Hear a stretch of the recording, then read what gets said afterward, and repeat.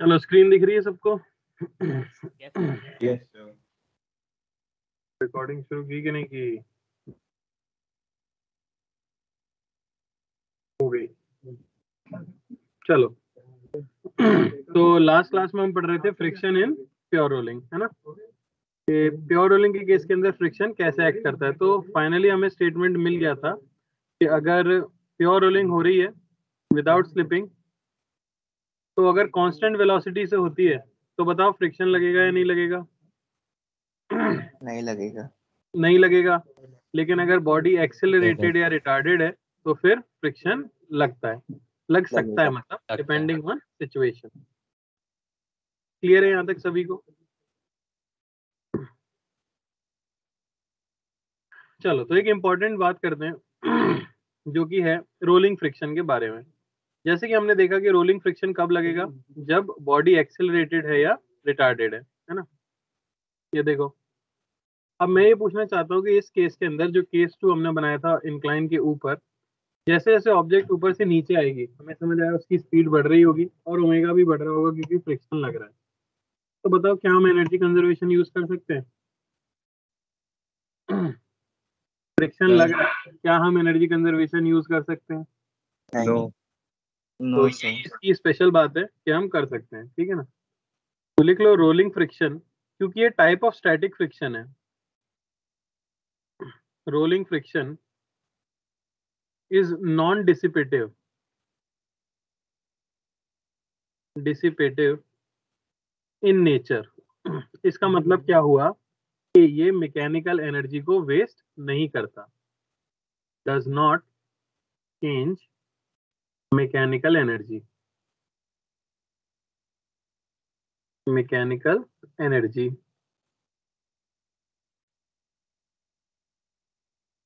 तो आप energy conservation use कर सकते हो, energy conservation can be used. समझ आया? कभी भी अगर काइनेटिक फ्रिक्शन लग रहा होता है तो क्या हम एनर्जी कंजर्वेशन यूज कर पाते हैं? नहीं। लेकिन यहाँ पर ऑल दो ऑब्जेक्ट चलती रहती है, पर अगर वो प्योर रोलिंग कर रही है और उसके ऊपर रोलिंग फ्रिक्शन लग रहा है तो फिर हम एनर्जी कंजर्वेशन कर सकते हैं। याद रहेगा, बहुत इंपॉर्टेंट लाइन है। तुम्हें समझ भी आ रहा होगा कि क्वेश्चंस काफी बन सकते हैं इसके ऊपर, क्योंकि एनर्जी कंजर्वेशन हो सकता है ना? चलो तो अब बात करते हैं इसी फ्रिक्शन को कैलकुलेट कैसे किया जाए। ओके, तो आ जाते हैं कैलकुलेशन ऑफ रोलिंग फ्रिक्शन पर।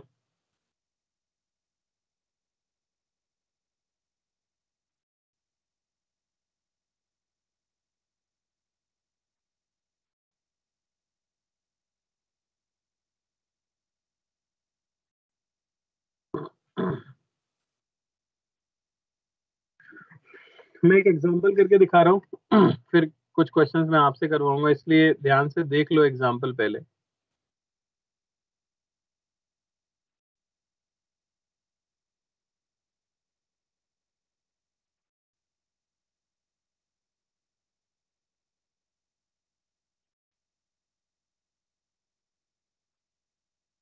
तो मान लो इस तरह से हमारे पास एक रिंग है जिसका मास m है, रेडियस r है, और मैंने क्या किया, इस रिंग के ऊपर फोर्स अप्लाई कर दिया है, ठीक है ना? पर फोर्स मैंने अप्लाई किया है हाईएस्ट पॉइंट पर, और मैं कह देता हूँ कि F जो है वो हम ले लेते हैं जैसे कि 10 mg है। ओके, सरफेस आपको दे दी गई है रफ। याद रखना रोलिंग फ्रिक्शन के केस में कभी भी म्यू वगैरह नहीं दिया रहेगा, सिर्फ कह देंगे कि सरफेस क्या है, रफ। तो क्या क्या क्वेश्चन आ सकता है, फाइंड पहली चीज एक्सेलरेशन, एक्सेलरेशन ऑफ रिंग, और दूसरी चीज आ सकती है फ्रिक्शन ऑन रिंग, ठीक है ना? अब देखो कैसे सॉल्व करेंगे। सबसे पहले आपको क्या करना होगा, एफबीडी बनाना होगा। तो एफबीडी बनाने के लिए मैं ये रिंग नीचे ड्रॉ कर लेता हूँ फिर से। अब बताओ, क्योंकि आपने कोई एक्सटर्नल फोर्स लगाया है तो क्या चांसेस है कि आपकी रिंग एक्सेलरेट हो सकती है? Yes sir. अच्छा, क्वेश्चन में लिख दिया है if ring always performs pure rolling. तो या तो वो कह देंगे कि प्योर रोलिंग कर रही है, या वो कह देंगे कि it is rolling without slipping, बिना स्लिप हुए रोल कर रही है। क्योंकि हमने एक फोर्स लगा दिया है तो चांसेस है कि हमारी ऑब्जेक्ट एक्सेलरेट हो सकती है। तो अब मुझे फ्रिक्शन अज्यूम करना पड़ेगा। बताओ, फ्रिक्शन आगे अज्यूम करें या पीछे? कहीं भी कर सकते हो। पीछे की साइड। चलो मान लो कि हमने पीछे की साइड फ्रिक्शन को क्या कर लिया, अज्यूम कर लिया। ओके, लोएस्ट पॉइंट पर ही लगेगा। अच्छा, सबसे पहले एनएलएम की इक्वेशन लिख सकते हैं हम। मान लेते हैं कि इस ऑब्जेक्ट का एक्सेलरेशन आगे की डायरेक्शन में हो जाएगा कुछ ए। तो बताओ एनएलएम से आप क्या लिख सकते हो? 10 mg minus f is equals 10 to mg ma. minus f is equal to ma 10 mg minus F is equal to M into A. कोई दिक्कत इसमें? No. पहली इक्वेशन हमेशा No, बनेगी एनएलएम से। दूसरा, अगर ये एक्सेलरेट कर रहा है, क्या इसके पास कुछ अल्फा भी आएगा? हाँ सर क्योंकि रोल mgh भी हो रहा है। बना mg भी बनाएंगे ना नीचे। क्या हुआ बेटा? mg हमने बनाया नहीं क्योंकि उसका काम नहीं है या फिर काम नहीं यूज बेटा, ही नहीं है। वाई में चल नहीं रहा ना वो। जब वाई में चल नहीं रहा तो कोई यूज नहीं है उसका। ये बताओ, क्योंकि ये सिर्फ एक्स में चल रहा है, एक मैंने एलएलएम की लिख दी, इसके पास अल्फा भी आ जाएगा। तो अब मुझे क्या लिखना होगा? टाउ रोटेशन की एक इक्वेशन लिखनी होगी। रोटेशन हाँ से आपको पता है टॉर्क ये होना चाहिए आई अल्फा। अब किसी भी पॉइंट के अबाउट रिजिड बॉडी में अल्फा निकाल दो, हर पॉइंट के अबाउट वही आता है। पर सबसे कन्वीनियंट पॉइंट कौन सा दिख रहा है आपको? किसके अबाउट लिखूं मैं इक्वेशन? फ्रिक्शन के अबाउट। नहीं बेटा, ओ सेंटर। ऑब्वियसली इसके अबाउट पूरी ऑब्जेक्ट गोल गोल घूम रही है, तो बेटर होगा इसी के अबाउट आप लिखो सब कुछ। हाँ टाइम चलो टॉर्क बताओ, क्या आ जाएगा टॉर्क? 10 फ्रिक्शन का mg टॉर्क आ जाएगा r 10 mg। 10 mg r और डिस्टेंस f है r, डायरेक्शन बोलो। fr is equal to f direction into the plane into the plane plus into the friction का टॉर्क बोलो। फ्रिक्शन का fr torque out of the plane। सबको समझ आ रहा है? फ्रिक्शन इनटू r, हाँ सर डायरेक्शन क्या आएगी? आउट ऐसे into मत the करो ना plane of यार, the plane अंधाधुंध करे जा रहे हो बिल्कुल। into the plane। नहीं नहीं नहीं नहीं वो क्रॉस ही होगा सेम। सॉल्व करना नहीं चाहते बिल्कुल। r नीचे की तरफ है, f into लेफ्ट the की तरफ plane है, आएगा राइट ना हैंड की तरफ किधर आएगा? इनटू द प्लेन आएगा कि नहीं? ये होना चाहिए हाँ आई एल। रिंग का आई क्या हो जाएगा सेंटर के अबाउट? mr square और स्क्वायर mr square। ये हो गई इक्वेशन नंबर 2। इक्वेशन 3 कैसे बनाऊं? क्योंकि 3 अननोन है, फ्रिक्शन ए और अल्फा। तो थर्ड इक्वेशन हमेशा बनेगी प्योर रोलिंग की। प्योर रोलिंग हो रही है तो क्या ये लोएस्ट पॉइंट रेस्ट पे होना चाहिए? अरे बोलो। हाँ तो क्या आप कह सकते हो v ये इक्वल होना चाहिए आर ओमेगा के? ग्राउंड पे तो v equal to are omega ही आता है। अगर मैं इसे डिफरेंशिएट कर दूं तो क्या मैं लिख सकता हूँ a is equal to a R? is equal to r out। लिख सकता हूँ या नहीं? yes हाँ तो सर ये भी याद रखना कि थर्ड इक्वेशन हम याद रखते हैं for pure rolling on ground. Pure rolling on ground, ये है इक्वेशन नंबर 3। अब बस क्या बचा है? सॉल्व करना। तो आपको मिलेगा 10 mg minus F is equal to M A. Second equation हो गई हमारे पास, आर आर हर जगह से कट गया, तो 10 mg plus F is equal to are alpha को ए लिख दिया तो एम ए, दोनों को ऐड कर देंगे 20 mg is equal to 2 M A, या ए की वैल्यू आपको क्या मिल जाएगी? 10 जी। 20 जी समझ आया? ma ए मिल गया आपको 10 जी। ए मिल गया अगर 10 जी, तो अब मैं यहाँ से फ्रिक्शन लिख सकता हूँ कि नहीं? हाँ वो आ जाएगा 10 mg माइनस एम 0 इंटू 10 जी, यानी कि 0। समझ आया? यानी इस केस के अंदर फ्रिक्शन की वैल्यू कितनी आ गई? 0। तो कोई 0 फ्रिक्शन नहीं लग रहा होगा। अब ये कैलकुलेशन है, डेटा है, जिसकी वजह से 0 आ गई। तुम सोच के देखो, यहाँ रिंग की जगह डिस्क होती तो यहाँ mr² बाय 2 लिखते, तो क्या ये वापस से जीरो आता था फ्रिक्शन? तब ये नॉन जीरो आ जाता नहीं। है। तो इसीलिए मैंने कहा था कि फ्रिक्शन डिपेंड करता है मोमेंट ऑफ इनर्शिया के ऊपर भी। क्लियर हुआ सबको मेथड? पहली इक्वेशन एमएलएम, यस दूसरी इक्वेशन टॉर्क अबाउट सेंटर, और तीसरी प्योर रोलिंग की कंडीशन। फटाफट कॉपी करो, हो जाए तो बताना, फिर आगे करेंगे।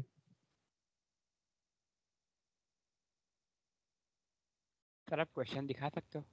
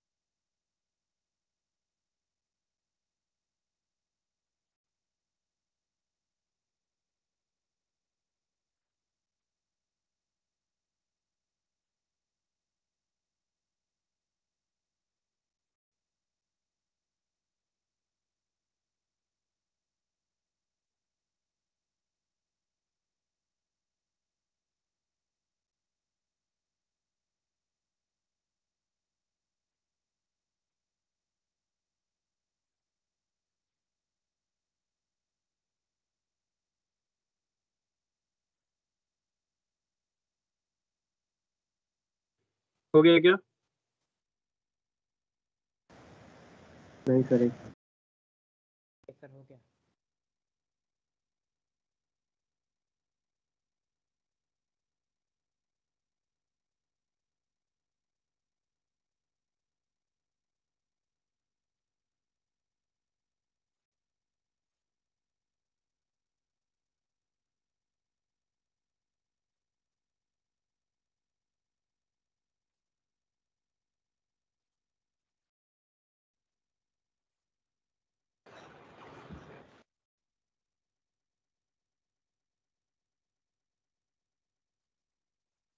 Yes sir done.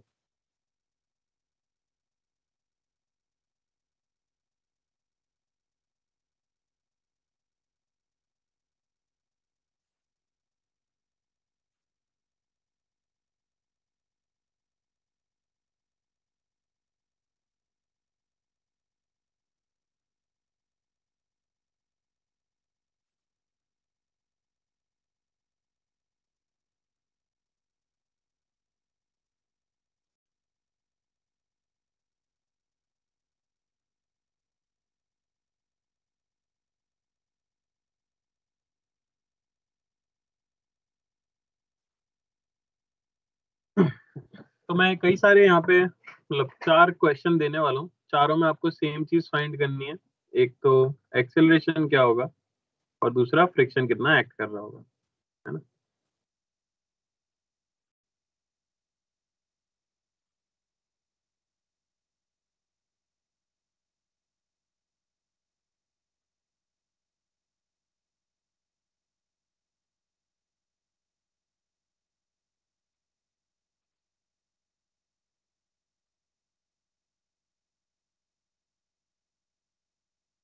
क्वेश्चन में लिख लेना।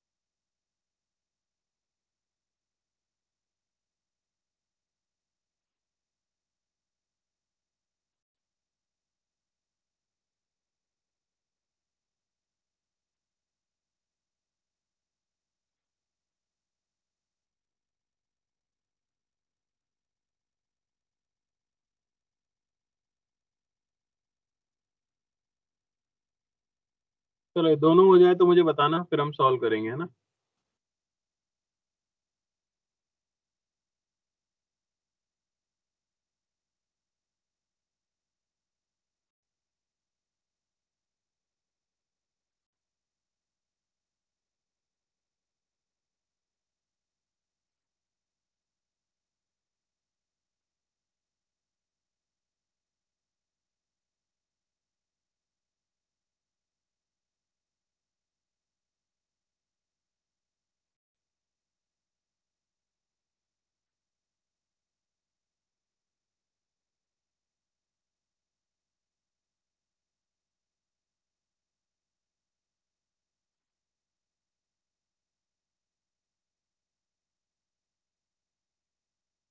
सर फ्रिक्शन को भी डायरेक्शन में अज्यूम कर सकते हैं ना।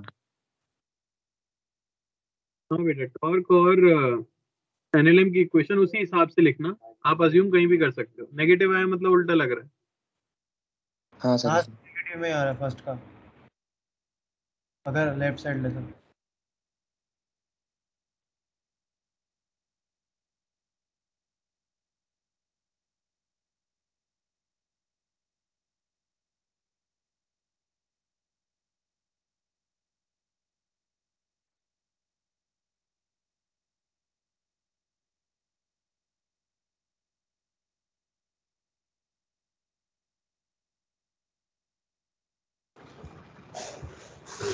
सर एक्सीलरेशन आया 10g/3 अरे और भाई फ्रिक्शन आया 5 दो करने के बाद बोला है सर।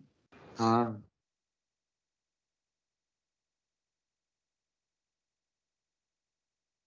बेटा दोनों कर लो, फिर डिस्कस करेंगे, है ना।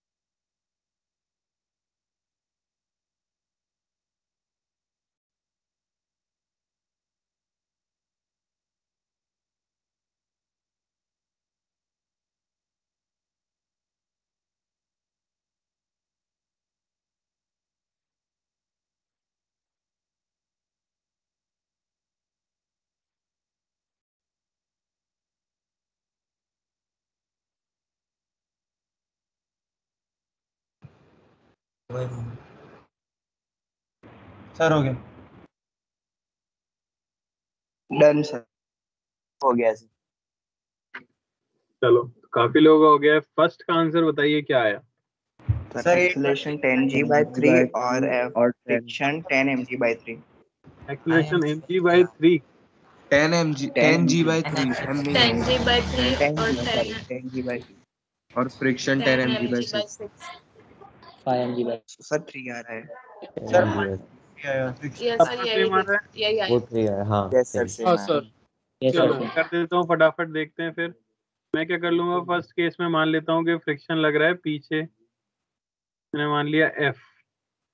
तो सबसे पहले एनएलएम की इक्वेशन लिखेंगे हम, तो वहां से आएगा 5 mg आगे माइनस एफ पीछे, ये होना चाहिए एम ए।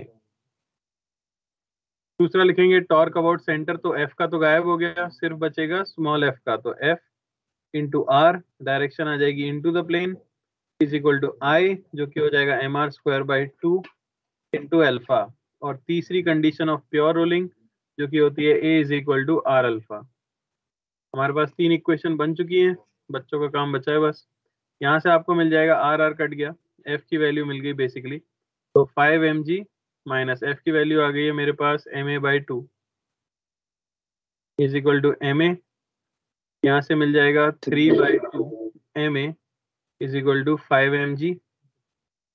यहाँ से एक्सेलरेशन आपको मिलना चाहिए 10g/3। यही आया था।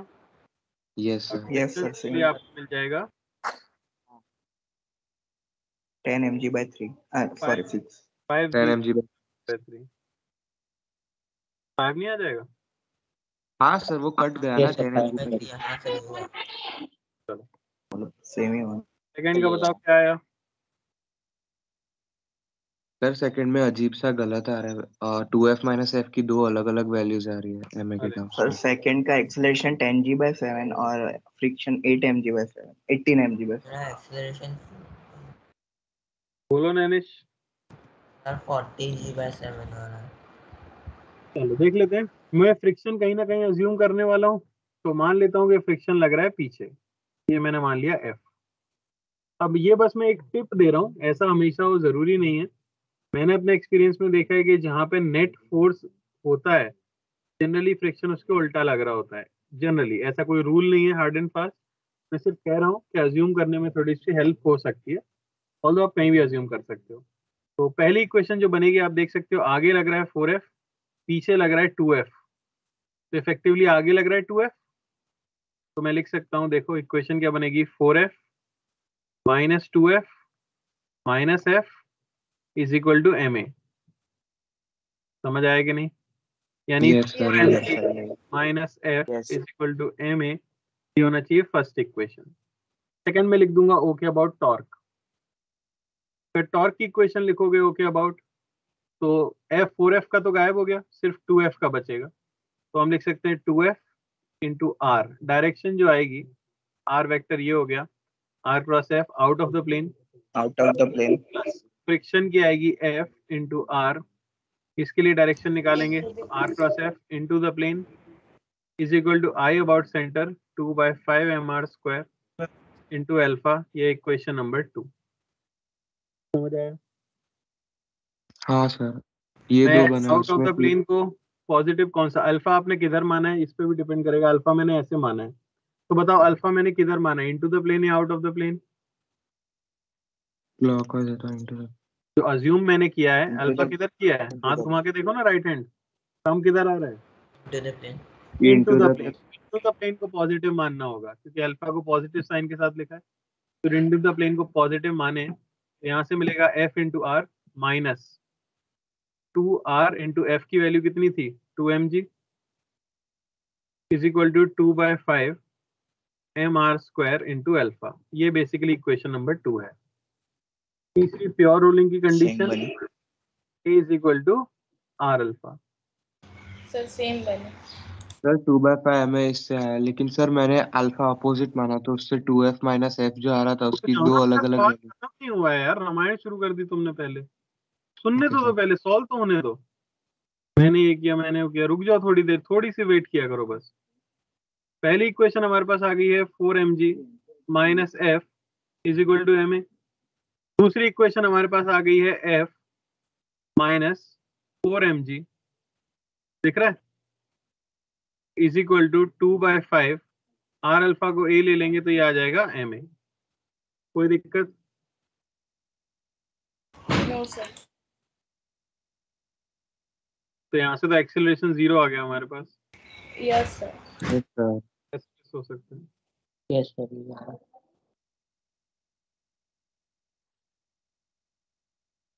एक्सेलरेशन 0 के साथ आएगा। चलो आ रहा है, और क्या।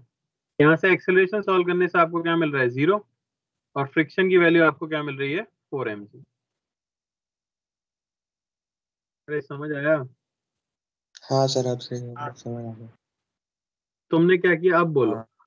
सर वही मेरा भी ऐसा ही अजीब सा बन रहा था, इसलिए मैं पूछ रहा था कि एक्सेलरेशन। तो इसमें अजीब क्या है, सॉल्व करने से 0 आ रहा है तो आ रहा है। अब देखो बेटा, डेटा तो मैं यहाँ कुछ भी मान रहा हूँ ना, तो अब कुछ भी आ सकता है आंसर अपना, कुछ बहुत वियर्ड नहीं आना चाहिए। पर हाँ, अगर आंसर आपका फ्रिक्शन का mg के टर्म्स में आ रहा है, एक्सेलरेशन आपका g के टर्म्स में आ रहा है, तो सही होगा। खुद पे कॉन्फिडेंस रखना शुरू करो। अब आपने इक्वेशन बना दी है, उनको सॉल्व भी करना है बस। इसके आगे मैथ्स है, मैथ्स में कंफ्यूज मत हुआ करो, इक्वेशन बनाना इंपॉर्टेंट है। समझ आया? Yes sir. चलो चलें आगे। Yes sir. ठीक। थर्ड देखो, कभी भी कौन सी डायरेक्शन पॉजिटिव लेनी है तो याद रखना अल्फा की डायरेक्शन को पॉजिटिव लेते हैं जनरली हम, है ना।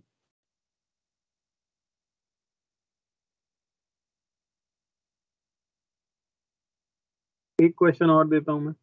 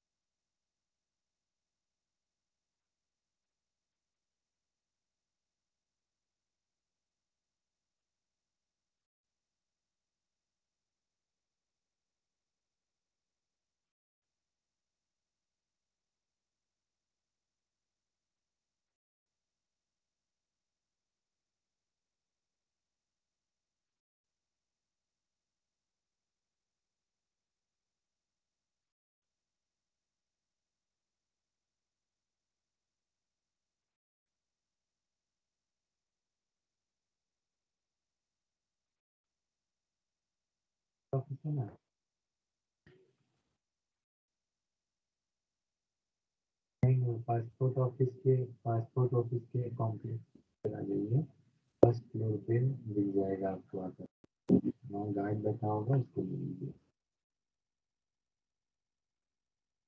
अंदर आके फर्स्ट फ्लोर। हाँ, ध्यान से करना सभी लोग, ठीक है ना। ये हमारे पास एक हॉलो स्फीयर है जिसका मास m है, रेडियस r है और सरफेस रफ है। याद रखा करो जब भी आप a अज्यूम करते हो तो साथ में अल्फा अज्यूम करो, और फ्रिक्शन अज्यूम करना मत भूल जाना। कुछ लोग फ्रिक्शन लेते ही नहीं है, भूल जाते हैं ज्यादा फोर्स हो जाए तो। सबका आना चाहिए इसका आंसर।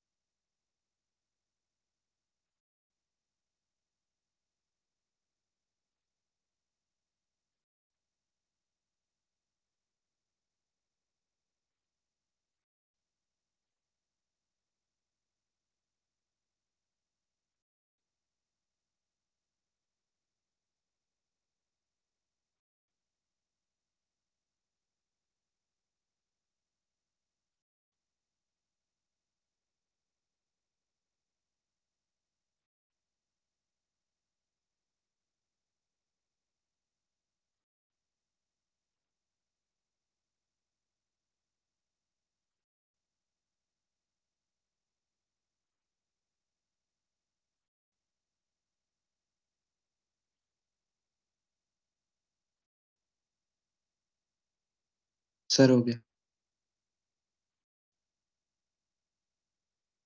सर हो गया। थोड़ा वेट। 1-2 मिनट का टाइम और ले लो, बाकी लोग भी।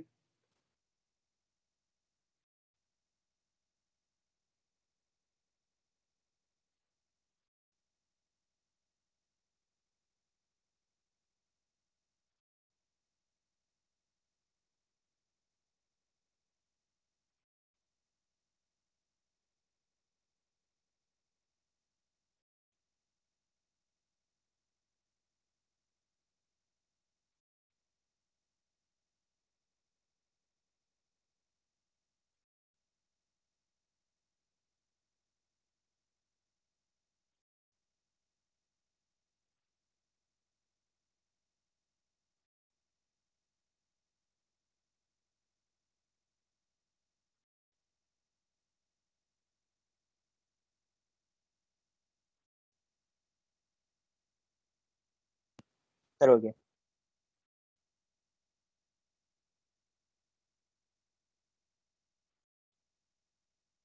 चलो 3 लोगों ने बोला है हो गया है। सबसे पहले ओम जी आंसर बताइए, क्या है आपका। सर हो गया। एक्सेलरेशन 18g/5 और फ्रिक्शन 12 mg/5। एग्री कर रहा है कोई। नहीं सर, मेरा एक्सेलरेशन एक्सेलरेशन 21 नैनेश13/7। का आंसर आने वाला है, रुक जाओ, बोलो नैनेश। एक्सेलरेशन 21 g/5 और F 9 mg/5। 9 sir mg/5। ये है option number yes sir B. Same second वाला दूसरा कौन बता रहा है? सेकंड वाला सर सर 18 मेरा जी भी नैनिश आया है, वैसा ही आया है। क्रिश आ गए हैं यस नैनिश सर के सेकंड साथ, वाला और सर स्मिथ तुम सेकंड किसके साथ? वाला। सर ओम second के वाला। साथ ओम के साथ है स्मिथ, और सिद्धि चली गई हैं नैनिश वाले आंसर के साथ, है ना? Yes sir. और कोई तीसरा ऑप्शन देना यस सर चाहता हो कोई? सेकंड वाला है सेकंड वाले में काफी लोग सपोर्ट में हैं। ओम जी क्या हो रहा है ये? पता नहीं सर, शायद कोई गलती करी हो। या फिर नैनिश से लोगों को पैसे दिए, मुझे तो ऐसा लग रहा है, ताकि लोग सपोर्ट करें। चलो इक्वेशन बनाते हैं। पहली इक्वेशन क्या बनेगी? एनएलएम से बनाओगे आप। फ्रिक्शन अज्यूम करना मत भूलो, तो मैं अज्यूम कर लेता हूँ पहले फ्रिक्शन। कहाँ मानूं? आगे पीछे? पीछे मान लेता हूँ। पीछे। ये मान लिया फ्रिक्शन। फिर एक्सेलरेशन अज्यूम करना है, वो ऑब्वियसली मैं आगे मान रहा हूँ। फिर अल्फा अज्यूम करना है, वो मैं क्लॉकवाइज मान रहा हूँ। कोई दिक्कत नहीं। अब पहली इक्वेशन बन जाएगी, आगे लग रहा है 5 mg plus 2 mg 7 mg minus पीछे mg, तो मैं लिख सकता हूँ 5 mg plus 2 mg minus mg minus f is equal to ma, यानी कि 6 mg minus f is equal to ma। ये होनी चाहिए थी इक्वेशन नंबर 1। जिन्होंने फ्रिक्शन आगे माना है वो प्लस f लिखेंगे। दूसरा मुझे लिखना है टॉर्क, तो मैं लिख दूंगा टॉर्क अबाउट O। O के अबाउट 5 mg का टॉर्क गायब हो गया। 2 mg का टॉर्क आएगा 2 mg into distance r/2, direction r cross f into the plane, plus mg का टॉर्क आएगा mg into distance r, direction out of the plane. समझ आया कि नहीं? प्लस फ्रिक्शन का टॉर्क आएगा फ्रिक्शन इंटू r, ये है इसके लिए r vector, r cross f into the plane is equal to I alpha, जो कि होता है 2/3 mr स्क्वायर इंटू अल्फा। ये बनी है इक्वेशन नंबर 2।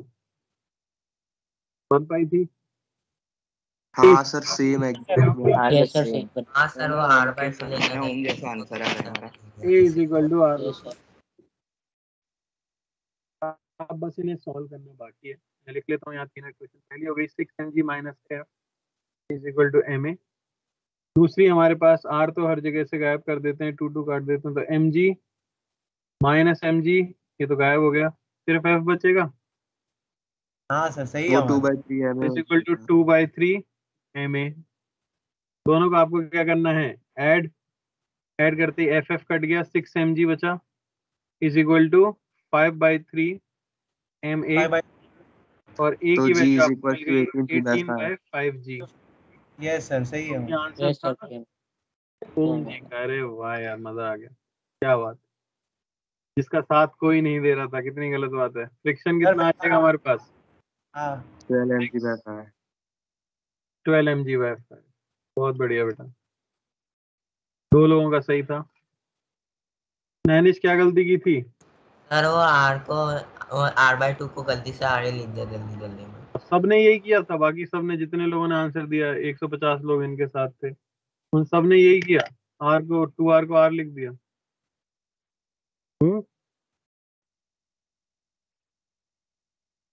डाउट है क्या किसी को? No sir. No sir. थोड़े बेटर क्वेश्चन पे चले या यही ग्राउंड पे चलाते रहे? बताओ। थोड़ी बेटर। दुखी आवाज क्यों लगी तुम्हारी इतनी? थोड़े बेटर, थोड़ी बेटर, मेरी आवाज ही ऐसी। आवाज ही ऐसी। चलो तो अब सवाल ये है जो कि इससे मिलता जुलता सवाल जो है जेई में आया था। क्या सवाल आया था वो मैं आपको बताऊंगा, है ना?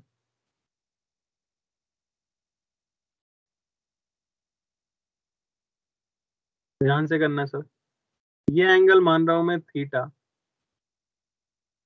लिख दूं यहाँ पे, एडवांस का क्वेश्चन है ताकि सब लोग उसी हिसाब से अटेम्प्ट करें। और ये सबसे एज अ थ्योरी भी चल ही रहा है, तो लिखा ही देते हैं सब लोग, ठीक है? तो जेई एडवांस जो मैंने कहा ही था उनको काफी पसंद है प्योर रूलिंग वाला, है ना?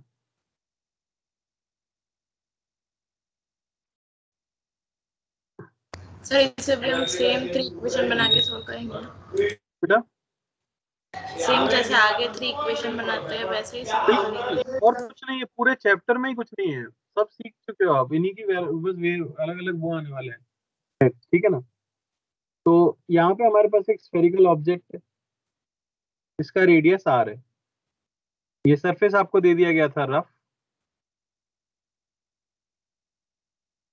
तो द ऑब्जेक्ट जिसका मोमेंट ऑफ इनर्शिया आपको बता दिया गया है I, अबाउट O, सेंटर के about, is released from rest, okay. It always performs pure rolling, जैसे जैसे नीचे आएगा स्पीड बढ़ेगी, पर हमेशा प्योर रोलिंग करता है। Pure rolling, find acceleration of object and friction on it। Hint चाहिए या खुद से करना चाहते हो? कुछ ही करना सर एक बार ट्राई करो। एक बार ट्राई करें। बढ़िया, ट्राई करो एनर्जी कन्वर्जन। बेटा। एनर्जी कंजर्वेशन तो हम हमेशा स्पीड निकालने के लिए करते हैं, यहाँ स्पीड पूछी नहीं है क्वेश्चन में। मैंने कहा था ना, जब स्पीड पूछी जाए तो एनर्जी कंजर्वेशन, वरना यही 3 इक्वेशन लिखनी है, उसी से ए निकलेगा। सर लेंथ नहीं दी हुई है। यार ओम ऐसे मत करो यार, पिछले सारे सवालों में किस चीज की जरूरत पड़ी? सिर्फ लेंथ हाँ कुछ चाहिए समझ था में क्या? यहाँ क्या पूछा है? सिर्फ नहीं ये नहीं। एक्सीलरेशन और हाँ सर फ्रिक्शन। समझ आ गया क्या करना है, हो जाएगा अभी, क्लिक ठीक हो है। गया।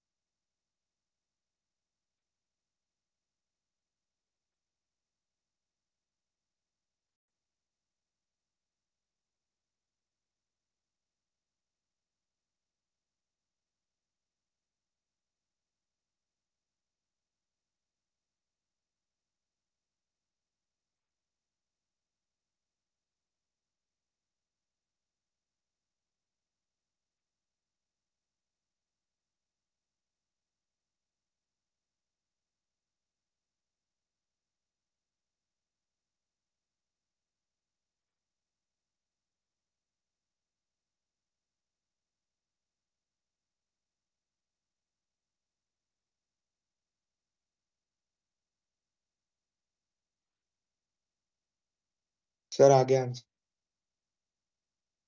सर आई के टर्म्स में आएगा ना? हाँ सर आई नॉट के टर्म्स में आ रहा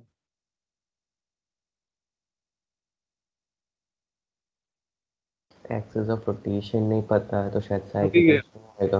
axis of rotation obviously centre है बेटा, अपने सेंटर के अबाउट ही रोटेट करेगा वो।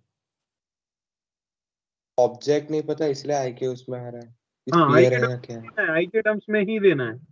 आ गया है, क्या आया ओम? Sir M ji sine theta upon I plus R square M और होल ब्रैकेट में मल्टीप्लाइड बाय आर स्क्वायर ऊपर। क्या बात है यार, बहुत बढ़िया। फ्रिक्शन भी निकाल दिया? हाँ कितना आया? आई नॉट अल्फा बाय आर। इसमें गड़बड़ है, अल्फा अल्फा पुट करो हाँ ना। सॉरी सॉरी सॉरी, इसको पुट कर, हाँ हाँ एक मिनट, सॉरी करना।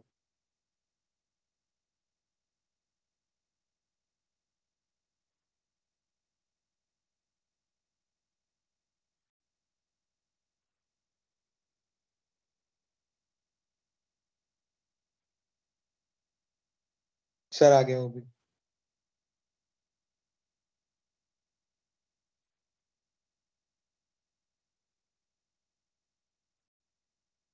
बाकी लोग ट्राई कर रहे हो या मैं बता दूं? सर 2 सर एक मिनट। मिनट, सर एक मिनट। Sir 1 minute. ये ट्राई करो।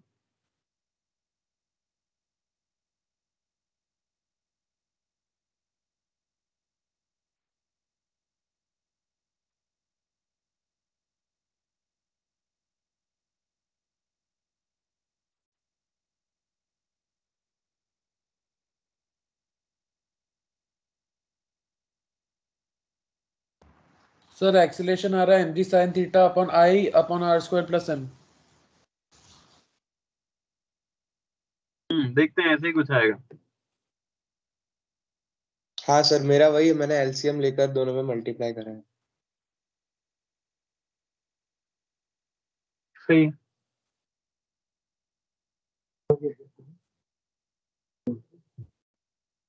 Sir acceleration mg sin theta into r square by I आ रहा है।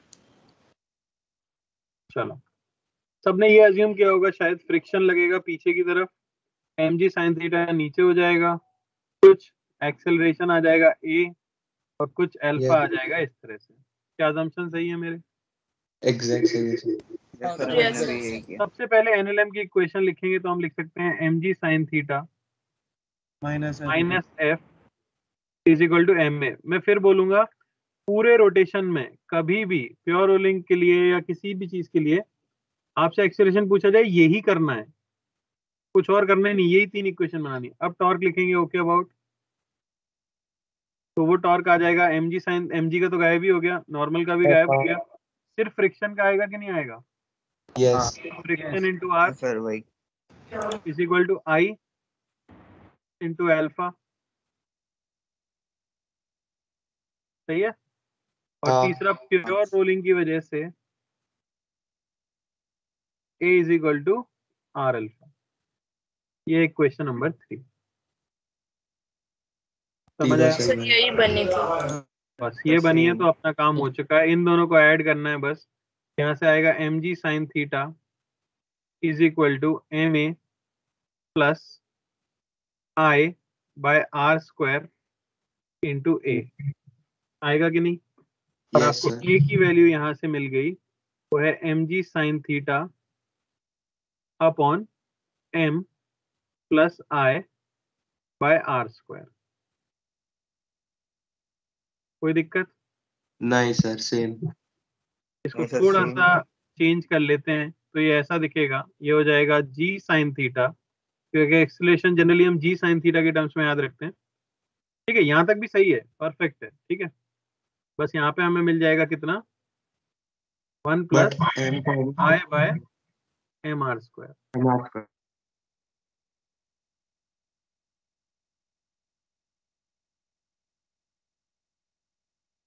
तो ये क्वेश्चन जेई में नहीं आया था। ठीक है ना?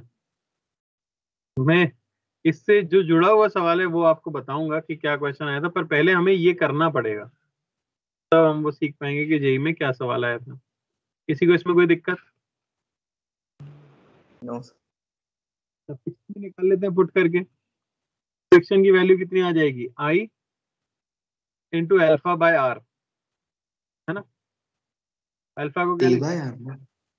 नहीं, फ्रिक्शन की वैल्यू आई अच्छा, इंटू हाँ हाँ हाँ। अल्फा बाय आर आ आई जाएगी, बाय आर। हाँ। I by are square into A. Into A की वैल्यू है G sine theta by 1 plus I by M R square, है ना? क्या मिलेगा यहाँ से बताओ? आर स्क्वायर वाली टर्म कट जाएगी ना, तो उससे आई not M ji sine theta upon I square plus I plus R ये स्क्वायर। मिलेगा mg साइन थीटा अपॉन, बोलो, आई प्लस आर स्क्वायर हमारा 1 plus M R square by I. आएगा कि नहीं जरा देखना, कुछ कुछ किया है मैंने, सही किया है कि नहीं?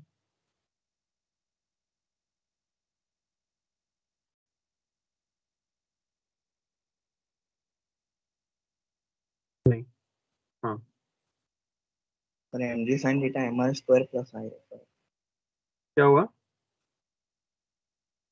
अरे ये तो बस अलग अलग तरीके से लिख रहा हूँ मैं, आपको आया तो आपकी भी सेम इक्वेशन हाँ है ना? सर, वही अपने हाँ सर, सेम आया एस्टिमेशन सर। में। हाँ सर सर सेम आया था। कोई दिक्कत? बोलो भाई। No sir. No sir. तो अब देखो सवाल क्या आया था, जो जेई में क्वेश्चन आया था। क्वेश्चन था, a ring disc hollow sphere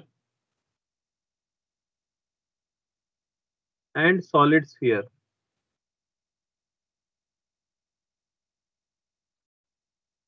of same mass and radius are released from same height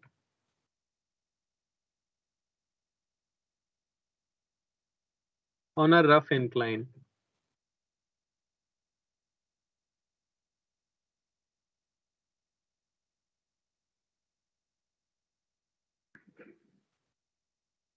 Arrange them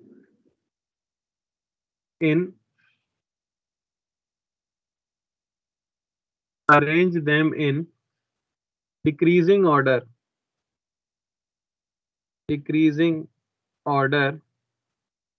of time to reach foot of incline. समझ आ रही है बात? तो एग्जाम में जब सर क्वेश्चन आया था, मोमेंट ऑफ इनर्शिया से अरे पता रुक निकाल दे। जाओ बोल तो नहीं। एग्जाम में जब क्वेश्चन आया था तब उन्होंने क्या पूछा था, ये तो बच्चों को ये सब खुद करना था जो मैंने ऊपर आपसे करवाया है, क्योंकि तभी तो इसका ऑर्डर बता पाएंगे। हमें 2 मिनट का टाइम दे रहा हूँ, सही से ऑर्डर बताओ क्या आ रहा है। किसी को 2 मिनट से पहले बोलने की जरूरत नहीं, आराम से कंफर्म होके बोलना। ये रिजल्ट जिन्होंने नहीं लिखा है वो भी देख सकते हो।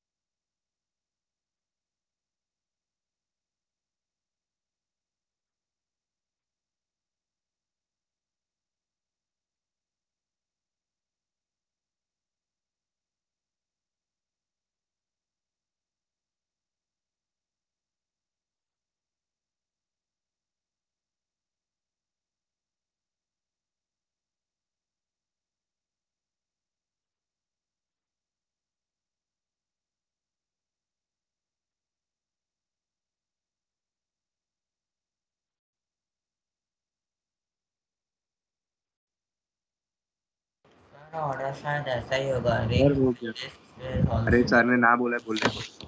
नहीं, पहले रिंग फिर हॉलोस्फीयर फिर डिस्क फिर सॉलिड। सर ने 2 मिनट से पहले ना बोला है बोलने को। हाँ एक्साइटेड स्टेट।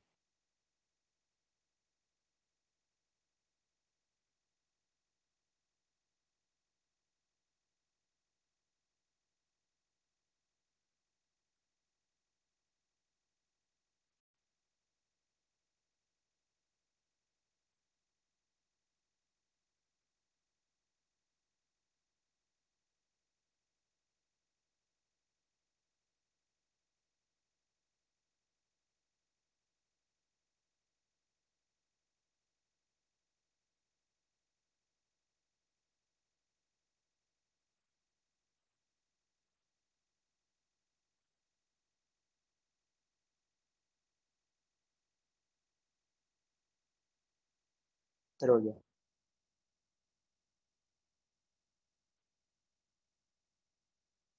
चलो बताओ ऑर्डर, सर बोलो। कौन बता रहा है? सर अरे बोलो, तब तो बोलना चाह रहे थे, अभी कौन बोलना चाह रहा है? रिंग, मैं बोलूँ सर? बोलो। Ring hollow sphere disc solid. यही आया। मैंने इसके साथ हाँ एग्री सर यही है। हाँ सर यही आया था। और कौन? यस और यस सर मेरा भी है। सर का भी, सिद्धि का भी यही। नहीं सर, मेरा नहीं है। मेरा भी सिद्धि का नहीं आया। यही था। आर सर मैंने सर हाँ बोलो, आप बोलो। सर एक्सेलरेशन वो इनवर्सली प्रोपोर्शनल होगा मोमेंट ऑफ इनर्शिया सर, तो ऐसे बेटा सोच सकते हो। आंसर सोचने का टाइम मैंने दे दिया, आंसर बोल सकते हो आप, एक्सप्लेन तो मैं करूंगा इसे। इसका पूरा उल्टा। पूरा उल्टा? सॉलिड नहीं सर, स्फीयर, फर्स्ट वन है। Hollow sphere, disc and ring. Solid sphere, hollow sphere, हाँ सर मेरा भी disc second. And solid ring. Sphere, hollow sphere, disc and ring. चलो सेकंड वाला है। देख लेते हैं। तो अब मैं आपको मेथड बताता हूँ, अपना अपना रिजल्ट याद रखना आपने क्या बोला है। सोचने का तरीका क्या होना चाहिए, तो बच्चों को पहले ये कैलकुलेट करना था। जब वो ये निकाल लेते अब उन्हें ये समझ आता कि सभी का डिस्प्लेसमेंट सेम होना चाहिए, क्योंकि सबको फुट ऑफ द इंक्लाइन पहुंचना है, और वो होता है हाफ ए टी स्क्वायर, होता है कि नहीं। यानी Yes, sir. क्लियरली यहाँ से दिख रहा है कि T is inversely proportional to A की पावर 1/2। समझ आया? यानी जिसका एक्सेलरेशन ज्यादा होगा उसका टाइम कम होगा, होगा या नहीं। Yes, sir. Sir. Yes. Yes, sir. अब रिंग का मोमेंट ऑफ इनर्शिया होता है mr², डिस्क का मोमेंट ऑफ इनर्शिया होता है 0.5 mr², हॉलो स्फीयर का मोमेंट ऑफ इनर्शिया होता है 2/3 यानी कि 0.6 mr², और सॉलिड स्फीयर का होता है 2/5 यानी कि 0.4 mr²। समझ आया सबको? तो अगर मैं इनके मोमेंट ऑफ इनर्शिया का ऑर्डर लिखूं तो मोमेंट ऑफ इनर्शिया सबसे ज्यादा होता है रिंग का, फिर होता है हॉलो स्फीयर का, फिर होता है डिस्क का, और फिर होता है सॉलिड स्फीयर का। समझ आया? एक्सेलरेशन के फॉर्मूले में आप क्लियरली देख सकते हो यहां से कि जिसका मोमेंट ऑफ इनर्शिया ज्यादा होगा उसका डिनोमिनेटर बड़ा होगा, तो उसका एक्सेलरेशन कैसा होगा? कम होगा। कम होगा। कम होगा। तो इसका मतलब कि एक्सेलरेशन का ऑर्डर अगर पूछा जाता तो एक्सेलरेशन का ऑर्डर इसका उल्टा आना चाहिए कि नहीं आना चाहिए? Yes. और जो एक्सेलरेशन का ऑर्डर है उसका उल्टा किसका आना चाहिए? टाइम का आना चाहिए। Time का। यानी टाइम का ऑर्डर वही वाला आ गया। हाँ. Yes, sir. यही बोल रहे थे आप लोग? हाँ सर, हम तो ये बोल रहे थे। मेरा गलत ये एग्जैक्टली बोला है। क्या आपको लॉजिक के साथ समझ आया? जिनको नहीं समझ आया था पहले बोलो भाई। तो ये था क्वेश्चन और इसमें आपको बताना था। हाँ क्लियर? clear. कोई दिक्कत? No sir. No sir. चलो और एक क्वेश्चन करते हैं जो अलग तरह का है। ठीक है ना? इस केस में क्या किया गया है कि दो केस लिए गए कुछ इस तरह से।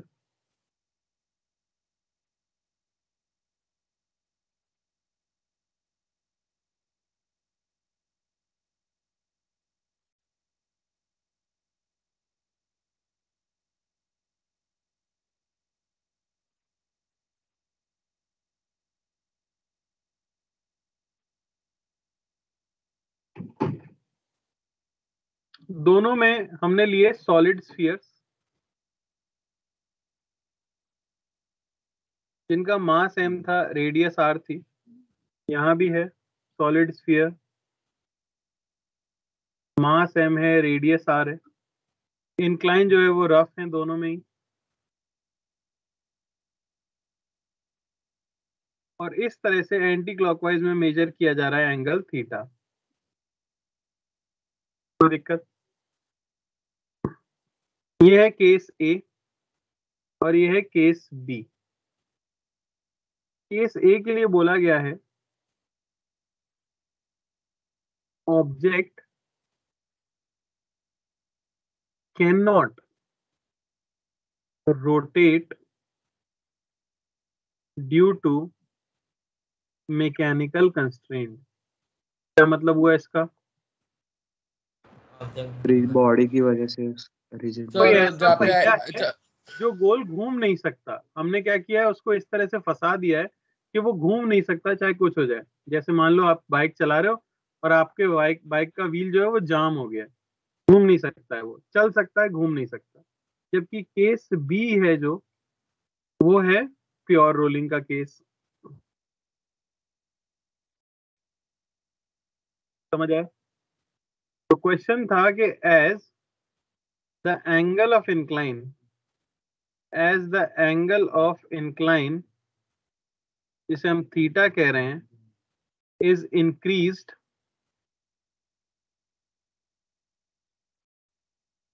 तो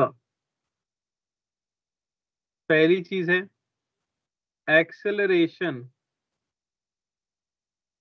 ऑफ स्फीयर्स, ठीक है ना, और दूसरा friction on the spheres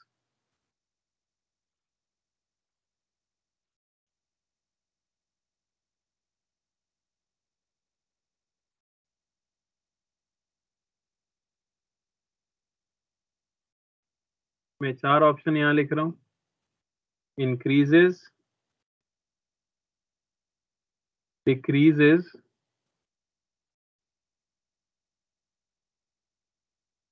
remains same, या डी कांट से, है ना। 2 मिनट का टाइम है, ऐसा सोचो आप जेई में बैठे हो और तब सॉल्व कर रहे हो, आराम से सोच समझ के जब श्योर हो जाओगे जो आंसर दे रहे हैं वो सही होगा तभी बोलना, ठीक है। सर एक डाउट था, मतलब वो सॉरी सर आंसर ही है वो।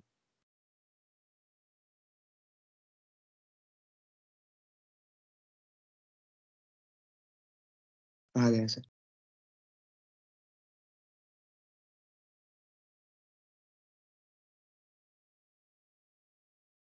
सर सेकंड के अंदर दोनों केसेस के अलग अलग आंसर आ रहे हैं।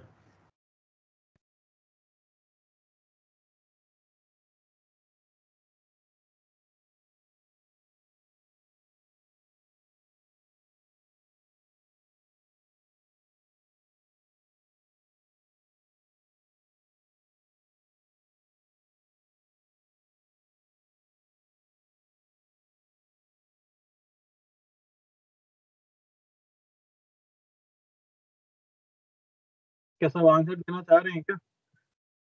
यस सर आंसर देना। यस सर आंसर देना चाहता तो पहले बताओ शेल्डन, तुम बताओ। हूं।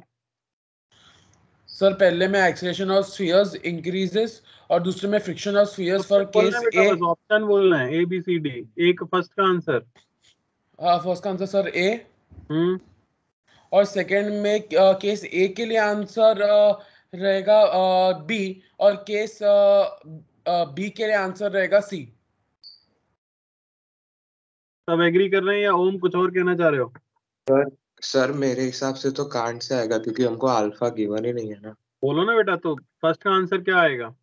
जिसमें प्योर रोलिंग हो रहा है उसके लिए कांट से अगर दोनों का कंपैरिजन कर रहे हैं तो कांट से आएगा, और ऑब्जेक्ट ए का। अरे यार तुम्हें शायद सवाल नहीं समझ आया, सवाल बस ये था कि थीटा अगर बढ़ाएं तो एक्सीलरेशन ऑफ स्फीयर का क्या होगा केस ए में और केस बी में, क्या होगा फ्रिक्शन का केस ए में और केस बी में।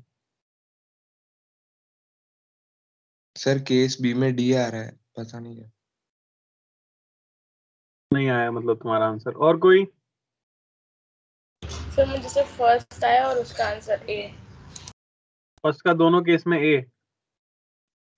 हाँ फर्स्ट का दोनों केस में, सेकंड का मुझे नहीं पता, यानी डी भी ऑप्शन नहीं है। चलो मैंने तो एक्सपेक्ट किया था कि हो जाएगा लेकिन नहीं हो पाया, है ना। मैं बताता हूँ। सबसे पहली बात, अगर ये मूव नहीं कर सकता, मतलब ये क्या कह रहे हैं हम उसे, रोल नहीं कर सकता तो क्या करेगा? स्लाइड करेगा। अरे समझ आ रहा है? G sine theta minus mu G cos theta. तो हम कह सकते हैं कि केस ए के अंदर स्लाइडिंग होगी जबकि केस बी के अंदर प्योर रोलिंग है। तो अगर स्लाइडिंग होगी तो इसका एक्सेलरेशन क्या होगा? जी sine theta minus mu G cos theta. Theta increase करेंगे थीटा तो होगा। Minus mu G cos theta, समझ आ रहा है? हाँ हाँ और फ्रिक्शन जो इस पे लगेगा वो कितना लगेगा? Mu M G cos theta. G cos theta. Mu M G cos theta. कोई दिक्कत इसमें? तो केस बी के अंदर एक्सेलरेशन क्या होगा? हम निकाल चुके हैं, जी साइन थीटा अपॉन कहाँ गया, 1 plus I by M R square, यही है। और हाँ। फ्रिक्शन के हम निकाल चुके हैं, क्या है वो? M ji sine theta 1 plus M R square by है।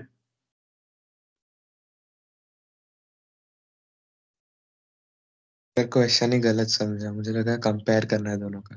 मैंने इसलिए 2 बार पढ़ के भी सुनाया था तुम्हें, तब भी तुम गलत ही समझे।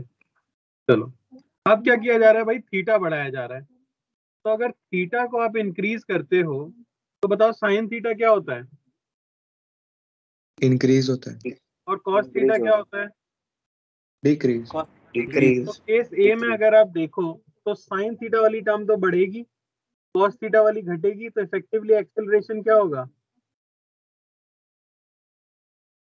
अरे बोलो, एक्सेलरेशन है G sine theta minus mu G cos theta. Sine theta बढ़ रहा है, कॉस थीटा घट रहा है, तो क्या होगा। बढ़ेगा, ए इंक्रीज। समझ आ रहा है। इंक्रीज हो। हाँ, यानी हम कह सकते हैं कि एक्सेलरेशन बढ़ेगा और फ्रिक्शन कॉस थीटा घट रहा है, तो फ्रिक्शन क्या होगा, घटेगा। घटेगा। तो इस केस में हमारा आंसर जो आएगा पहले वाले के लिए वो क्या आ जाएगा, इंक्रीजेस और डिक्रीजेस। तो शेल्डन ने सही बताया था एकदम, है ना, कोई दिक्कत नहीं सर। केस बी की बात करते हैं, साइन थीटा बढ़ेगा तो बताओ एक्सेलरेशन का क्या होगा, बढ़ेगा। बढ़ेगा।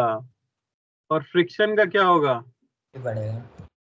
वो भी भी बढ़ेगा। तो जो एडवांस के लिए क्वेश्चन था वो कौन सा पार्ट था, बी वाला, सेकंड पार्ट। ठीक है ना। अभी ये तो उन्होंने पूछा ही नहीं था, मैंने आपको ताकि शायद रिलेट करके सही बता पाओ इसलिए मैंने केस ए दिया था, उन्होंने सिर्फ केस बी दिया था। तो अगर कोई बच्चा सिर्फ ये याद रखता कि फ्रिक्शन ऑन इंक्लाइन होता है mu M G cos theta, और वो कॉस थीटा के हिसाब से सोच लेता कि थीटा बढ़ने पे कॉस थीटा घटेगा, तो वो कहता फ्रिक्शन घटेगा। जबकि प्योर रोलिंग के केस में क्या हो जाता है, वो बढ़ता है, क्योंकि प्योर रोलिंग में फ्रिक्शन निकालते समय कॉस थीटा नहीं बल्कि क्या आ जाता है, साइन थीटा। समझ आई बात। Yes sir. Yes sir. Question है कि नहीं है, कुछ सीखने तो मिल रहा होगा। हाँ सर। मजा आ यस रहा है। सर। क्लियर है। यस। यस। चलो और एक क्वेश्चन देखते हैं। ये तो हो गया इंक्लाइन प्लेन का। हाँ, अब ये कंपैरेटिवली काफी सिंपल क्वेश्चन है, थ्योरेटिकल है, सिर्फ सोच के बताना है आपको, ठीक है।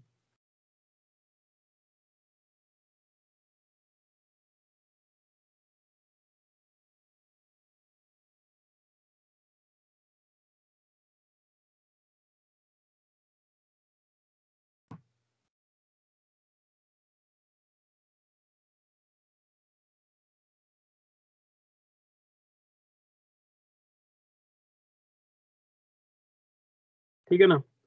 तो पहले केस में तो बोला जा रहा है the object rolls down freely, the object rolls down freely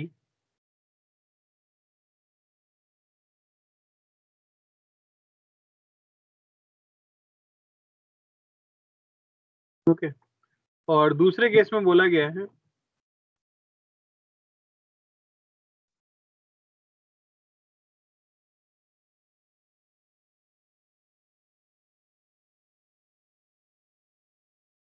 तो इसमें ऑब्जेक्ट जो है वो क्या कर रही थी, प्योर रोलिंग कर रही है ग्राउंड के ऊपर, ठीक है ना। The object is undergoing pure rolling, दोनों में ही प्योर रोलिंग है, ठीक है ना। तो as object rolls up the incline, friction on it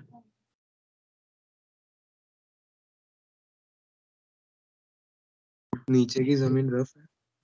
question तो सुना ही नहीं है। Friction on it A is up the incline, B down the incline,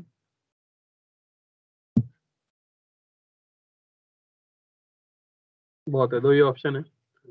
सारे सरफेसेस रफ है, ऑल सरफेसेस आर रफ।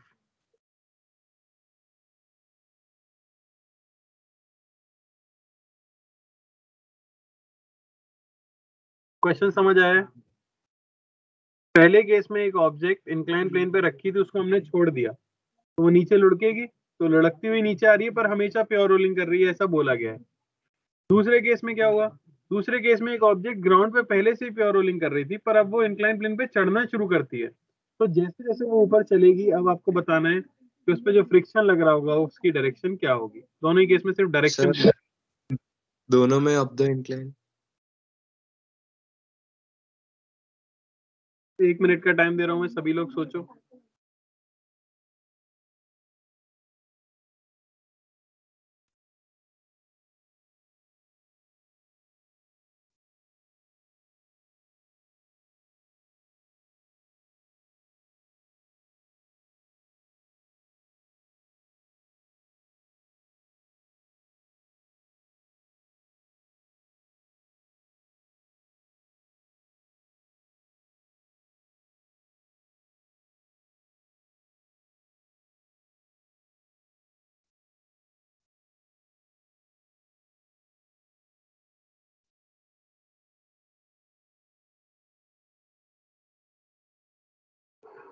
आया सबका? तो दोनों में डाउन टाइम सर 1 मिनट थोड़ा। तुम तो आंसर दे ही चुके हो, अब टाइम क्यों मांग रहे हो? पता नहीं सर, शायद मुझे गलत लग रहा था, आपने बोला ना एक और टाइम में। नहीं नहीं, ऐसा कुछ नहीं।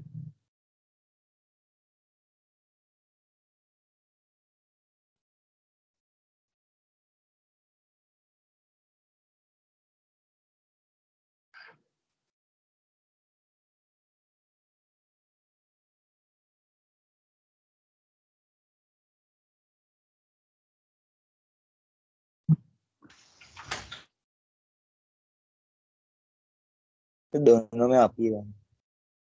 हाँ सर। दोनों सर, में दोनों अप आ रहा है, ऐसा बोला जा रहा है। सब हाँ एग्री सर। कर रहे हैं? यस।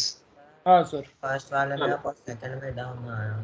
पहले वाले में आपका क्या लॉजिक है देखते हैं जरा। तो हमें पता है कि जैसे जैसे ये स्फीयर नीचे आएगा, हमेशा v is equal to are omega, ये चीज मेंटेन रहनी चाहिए। एक्सेलरेशन हाँ की वजह से v बढ़ रहा है, तो ओमेगा को भी बढ़ाना है। ओमेगा इस तरह से है, यानी ओमेगा है आउट ऑफ द प्लेन, ठीक है ना। Omega out of the plane है, तो आपको अल्फा भी कहाँ चाहिए? आउट ऑफ द प्लेन चाहिए। तो आपको टॉर्क भी कहाँ चाहिए होगा? आउट ऑफ द प्लेन चाहिए होगा। तो जब आप फ्रिक्शन को अप मानोगे, सिर्फ तब आर क्रॉस एफ करने पर, देखो आर इस तरह से है, आर क्रॉस एफ करने पर टॉर्क बाहर आएगा और ओमेगा क्या आ जाएगा? बढ़ने लग यस जाएगा। सर। समझ आ रही है बात? तो उसे लगना पड़ा हाँ सर। आपको। अब बात करते हैं जब ये स्फीयर लुढ़कते लुढ़कते ऊपर चढ़ना शुरू करेगा। अच्छा, पहले वाले में किसी को डाउट तो नहीं था ना? पहले वाला तो मैं पहले ही करा नहीं। चुका, तो उसमें अगर कोई भी डाउट बोल डाउन द इंक्लाइन बोल रहा था तो बहुत गलत बात है। पहले में तो क्लियर था कि भाई अप द इंक्लाइन ही लगेगा। दूसरे वाले में अब ऑब्जेक्ट इस तरह से जा रही है, तो उसका ओमेगा कैसे होगा?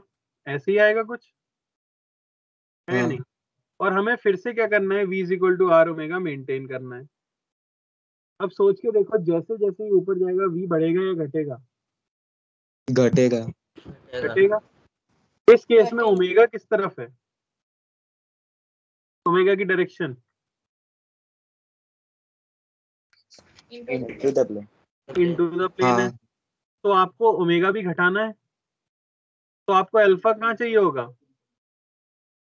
नीचे। Out of the plane. तो आपको टॉर्क कहाँ चाहिए होगा? Out of the plane. और सोच के देखो, फ्रिक्शन को अगर नीचे मानोगे तो आर क्रॉस एफ, टॉर्क कहाँ आ जाएगा? इनटू द प्लेन आ जाएगा। जबकि हमें चाहिए क्या? Out of the plane. ऊपर। फ्रिक्शन कहाँ यस। लगेगा? इसलिए ऊपर आ ऊपर ही लगेगा। तो ये काफी लोग गड़बड़ कर देते हैं, उनको लगता है नीचे से ऊपर जा रहा है तो नीचे फ्रिक्शन लग रहा होगा, जबकि वो लगता कहाँ है? वो ऊपर ही लगता है। समझ आया? यस सर, सेम है। तो ये तभी आप समझ सकते हो और इसको इसका एक्सप्लेनेशन दे सकते हो जब आपको लिटरली पता है कि हम कर क्या रहे होते हैं, v is equal to are omega maintain करने के लिए। तो अगर कोई ऑब्जेक्ट फ्रीली ऊपर से नीचे रोल होती हुई आ रही है या नीचे से ऊपर रोल होती हुई जा रही है, दोनों ही केस में जो रोलिंग फ्रिक्शन है वो किधर लग रहा होता है? Up the incline. कोई दिक्कत? No sir. पक्का? हाँ तो ये थे कुछ कॉन्सेप्ट जो कि जेईई एडवांस में पूछे गए हैं, ठीक है ना, समझ आ गया ना। अब हम हाँ चलते हैं सॉल्विंग के ऊपर, जो जनरल प्रॉब्लम्स होंगी। तो problems on work energy theorem and pure rolling. अच्छा बताओ, रोलिंग फ्रिक्शन में एनर्जी कंजर्वेशन कर सकते हैं या नहीं? कर सकते हैं। हाँ कर भूल मत सकते हैं। जाना, शुरुआत में ही बताया था।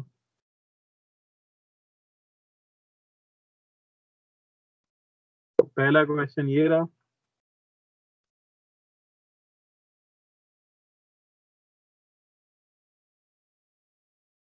ये एंगल है 37 डिग्री और यहाँ हमारे पास है एक स्फीयर जो कि है at a height of 20 metre.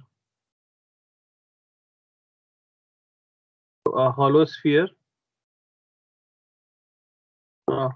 sphere mass ले लेते हैं 2 kg, रेडियस ले लेते हैं 3 metre, is released from rest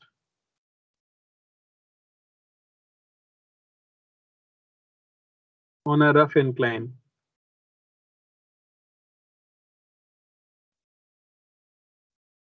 Find its speed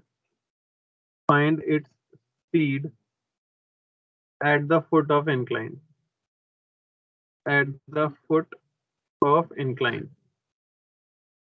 समझ आया? हाँ सर, स्पीड पूछे। स्पीड पूछिए तो क्या आप एनर्जी कंजर्वेशन कर सकते हो इस केस में? हाँ हाँ, और वर्क एनर्जी हाँ, थ्योरम सर, लगा सकते करेंगे। हो, तो आपकी इच्छा है, जो भी करना चाहते हो वो कर सकते हो।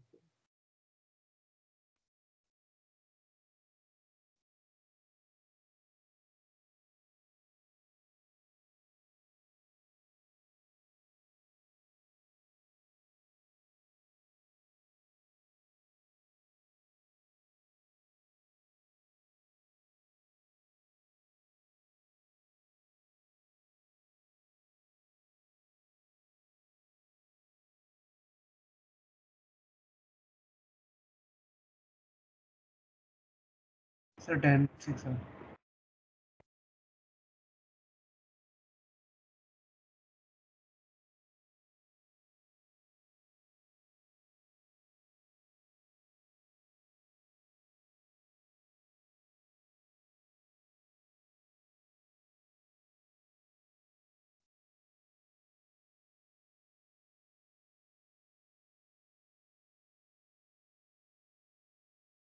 क्या आया बताओ?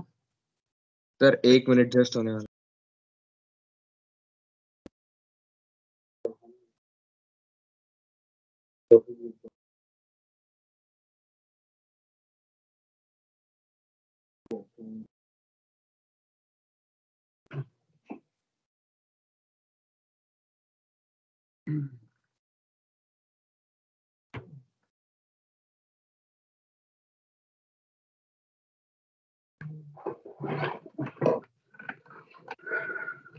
क्या करेंगे बताओ? Work energy theorem. हाँ सर, 1 मिनट सर, हो गया 2। इतना बड़ा तो था ही नहीं यार ये। हाँ सर, वो कैलकुलेशन मैंने मास और वो गिवन है देखा ही नहीं।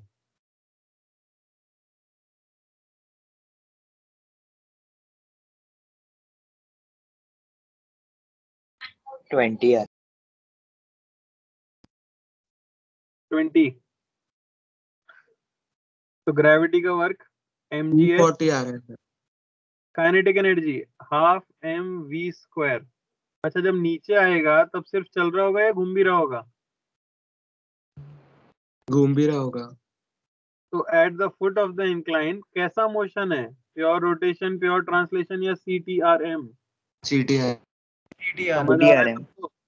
CTRM के पास सबसे नीचे वेलोसिटी भी है v और ओमेगा भी है, तो CTRM की kinetic energy half mv² plus half I omega square, याद है? आई अबाउट हाँ सेंटर ऑफ सर, मास। और अब लिख R देंगे equal to R omega. G h is equal to half mv² plus half I 3 2/3 2/3 m r square into omega square को क्या लिख सकते हैं v square V by square r। by R. समझ आया?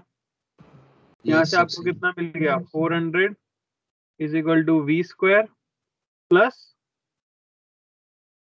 v square by 3 2/3 v square है ना, और v की वैल्यू आ गई अंडर रूट ऑफ 1200 बाय 5। अरे बोलो। हाँ सर। हाँ sir, under root 240। Yes sir, वही बोला मैं, रूट 2 तो बताओ अगर ये सिर्फ फिसलता हुआ आता तब ज्यादा एनर्जी होती या अब ज्यादा एनर्जी है? ज्यादा एनर्जी होगी। समझ आ रहा है ना? अब कुछ हिस्सा एनर्जी का हाँ। रोलिंग में भी जाता है, समझ आ रहा है? लेकिन एक चीज अच्छी है कि वर्क डन बाय फ्रिक्शन 0 रहता है, क्योंकि रोलिंग फ्रिक्शन वर्क नहीं करता, क्योंकि रोलिंग फ्रिक्शन नॉन डिसिपेटिव। कोई डाउट किसी को? नहीं सर, अभी आपने क्या बोला कि अगर सिर्फ स्लाइड कर रहा होता तो एनर्जी कम कंजर्व होती या फिर कम होती लास्ट पॉइंट पर, ऐसा? नहीं, तब ट्रांसलेशनल काइनेटिक एनर्जी ज्यादा हो जाती ना, क्योंकि तब रोटेशनल होती ही नहीं। अब हाँ, कुछ वही। हिस्सा रोटेशन में भी तो गया है कि नहीं? हाँ। चलो आगे चले। तो तब उसकी वेलोसिटी हाँ। 448 होती। वो सब नहीं है क्वेश्चन बेटा। चलो क्वेश्चन है, सर असल में मैंने वही गलती करके निकाला था इसके लिए। मत करो तो। Solid sphere of mass 5 kg and radius 1 meter is moving on a horizontal rough surface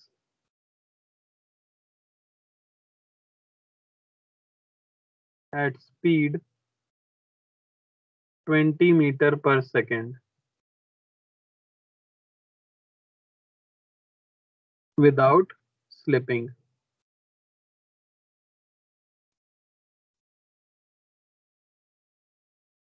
The maximum height above ground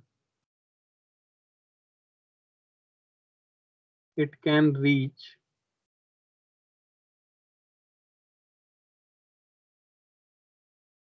while climbing an inclined plane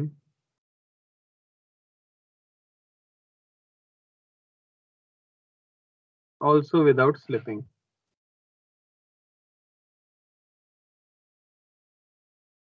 question समझ आया सभी को? Yes sir. हाँ सर।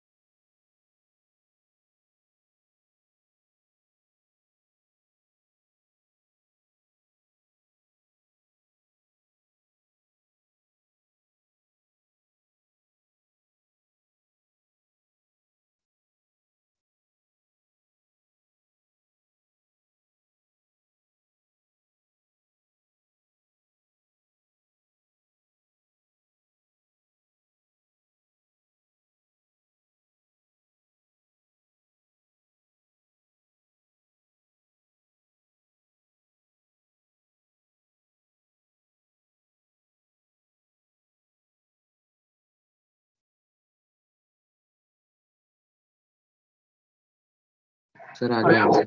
क्या आया? 28। 28 मीटर। 24 मीटर। चलो देख लेते हैं, ये एच मुझे चाहिए, है ना? हाँ। ये शुरुआत में चल रहा है 20 मीटर पर सेकंड से, क्या ये घूम भी रहा होगा यस। हाँ ओमेगा से? तो पहले तो मैं ओमेगा निकाल लेता हूँ, जो कि हो जाएगा v/r। v है 20, रेडियस है 1 मीटर, यानी 20 रेडियन पर सेकंड। कोई दिक्कत? एनर्जी नहीं। कंजर्वेशन या वर्क एनर्जी थ्योरम में एनर्जी कंजर्वेशन कर रहा हूँ। सेम करा। इनिशियली काइनेटिक एनर्जी क्या हो जाएगी? Half m v² plus half i 2/5 omega mr² into omega square. अरे समझ आया? प्लस इनिशियल पोटेंशियल एनर्जी तो 0 है। हाँ। यस क्या हो गया? इतना सन्नाटा क्यों हो गया क्लास में? Yes sir yes. नहीं सर सेम ही इज करा। इक्वल टू, फाइनली हमेशा प्योर रोलिंग करता है, तो क्या जब हाईएस्ट पॉइंट पे पहुंचेगा उस समय स्पीड 0 हो चुकी mg। होगी? हाँ। क्या ओमेगा भी 0 हो चुका होगा? हाँ ओमेगा को भी साथ ही साथ चलना है, v is equal to are omega, तो v वो भी 0 हो जाएगा। ये 0 है, इक्वल टू mg। ओमेगा भी 0 है। तो पोटेंशियल एनर्जी mgh। हाँ यही सर। क्या? हाँ सर सेम। यही करें। क्या आया यहाँ से? कैलकुलेशन 28 आ रहा है सर। यस सर 28 आ रहा है। 28 आ रहा है, सही है।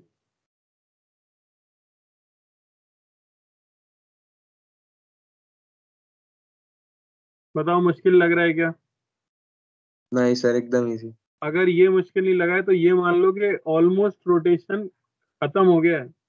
यही सब कराते रहूंगा मैं काफी समय तक, पर इससे ज्यादा कुछ नहीं होने वाला। ये सब अगर समझ आ रहा है तो इसी टाइप के क्वेश्चन आएंगे। बस एक एंगुलर मोमेंटम सही लिखना और सीख लेंगे हम आगे चल के, तो फिर पूरे चैप्टर में और कुछ नहीं।